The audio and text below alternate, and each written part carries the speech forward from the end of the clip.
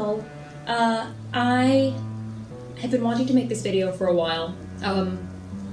I believe I got the idea to make it last summer, and I haven't gotten around to it until now. Forgive me if I am looking down away from the camera. I have some notes written down here, so bear with me. And I was watching one of those 100 years of whatever videos, and I noticed something interesting.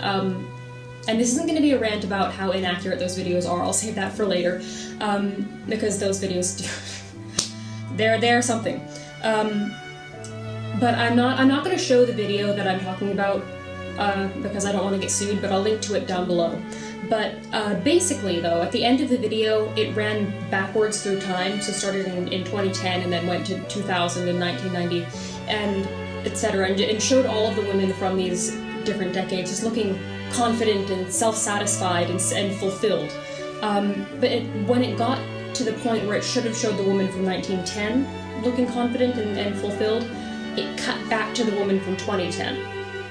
Now, odds are the people who made this video didn't mean anything by this, but even if they didn't mean anything by it, it is indicative of a larger trend that I've noticed circulating. And this isn't a new trend by any stretch of the imagination. But there's this sort of idea that all women pre-1920 were these simpering, oppressed, shrinking violets who were forced to live these miserable existences at the whim, at the discretion of men. Now, first, let me say that yes, women in the past had fewer rights than women do now.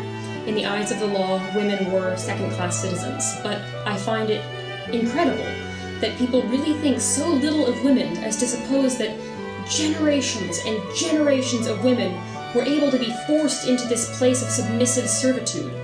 These are women who were mothers. These are women who walked across the country next to their covered wagons, because the pioneers oftentimes did not ride in the wagons, they walked next to them to lighten the load on the oxen and horses. These are women who set up homesteads on the foreign grounds and completely built their new lives. These are women who became doctors and lawyers and politicians and farmers and teachers and businesswomen and engineers and architects and scientists. And these are women who fought for the right to vote and were jailed and beaten and force-fed, which is a very violent and painful process. These are women who joined the army to fight for their country. Very, very fascinating. A lot of women actually during the Civil War disguised themselves as men and fought in the army. These are women who were slaves. I mean, these are women who were bought and sold like livestock and were whipped and forced to do backbreaking work, and who had their children ripped away from them and sold into slavery. And these are women who ran the Underground Railroad and who fought for the abolition of slavery. And these women did all of these things in spite of the fact that they were not equal citizens in the eyes of the law. Now look me in the eye and tell me that those are not the actions of incredibly strong and self-driven people. I mean, this idea that Victorian women and Edwardian women were just these oppressed and oh no, I couldn't possibly. It's very, very untrue. I mean, these are women who made lives for themselves and did it against the odds. So how dare anybody suggest that these women were anything less than spectacular? Because these women were strong and intelligent and courageous women who made lives for themselves against the odds. In the words of Sojourner Truth, quote, "That man over there says women need to be helped into carriages and lifted over ditches and have the best place everywhere. Nobody helps me into carriages or over mud puddles or gives me any best place. And ain't I a woman? Look at me. Look at my arm. I've plowed and planted and gathered into barns, and no man could head me. And ain't I a woman? I could work as much and eat as much as any man, when I could get it, and bear the lash as well. And ain't I a woman? I've borne 3 children and seen most all sold off into slavery. And when I cried out my mother's grief, none but Jesus heard me. And ain't I a woman?" So, these women saw the problems within society and also the problems within their own lives, and they fought tirelessly to rectify these problems and to build a better world. And to suggest that there are these submissive and simpering creatures who were dominated and defeated by the men of the world is, I believe, the greatest insult that anybody could ever give to these people. I would also like to point out that we in the 21st century have very little right to feel puffed up with pride about the progress that we've made in women's rights, because, I mean, the progress that we've made is, quite frankly, pitiful. We live in a world in which women are not paid as much as men, a world in which fewer than 1% of rapists are convicted of a crime, in a world in which women are discouraged from taking up careers in sciences and politics. We live in a world in which it is acceptable for random men to yell comments about women's bodies at them in public. We live in a world where a man can admit to sexually harassing women and be elected president of the United States.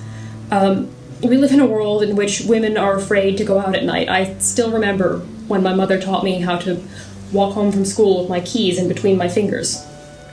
So I wanted to finish this video with a quote from Not For Ourselves Alone, which is a 1999 Ken Burns documentary about Elizabeth Cady Stanton and Susan B. Anthony. Unfortunately, I was unable to find the quote, but I do remember the basic gist of it. So the documentary included commentary from two women who remembered when women got the vote. And at the end, one of them said something along the lines of, when we got the vote, we had hoped that it would be a big improvement. It would make a big improvement in the lives of women, but it hasn't changed as much as we'd hoped. I am aware that this video got a little bit political. I hasten to assure everybody that I did not mean any offense to anybody. I do lean to the left, but I have nothing against people who lean to the right either. I think that one of the most damaging things that is affecting our country right now is this extreme political polarization. I know that this was a bit heavier than my other videos, but it's something about which I feel very passionate because it irritates me and offends me to no end to hear people kind of referring to Victorian women as these sad, oppressed creatures when they really were not. They were very strong and very powerful people. So I really wanted to talk about that. My next video will be more in keeping with my normal upbeat theme, but even so, I hope you did enjoy this one. If you have anything that you want to disagree with, or you want to add anything to what I've said, or if you just want to just say something else unrelated, please let me know in the comments. I so much love reading your comments. That was not good English. I absolutely love reading your comments. They're absolutely wonderful.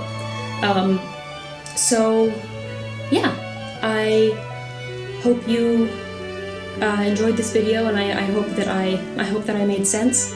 I'll see you next time.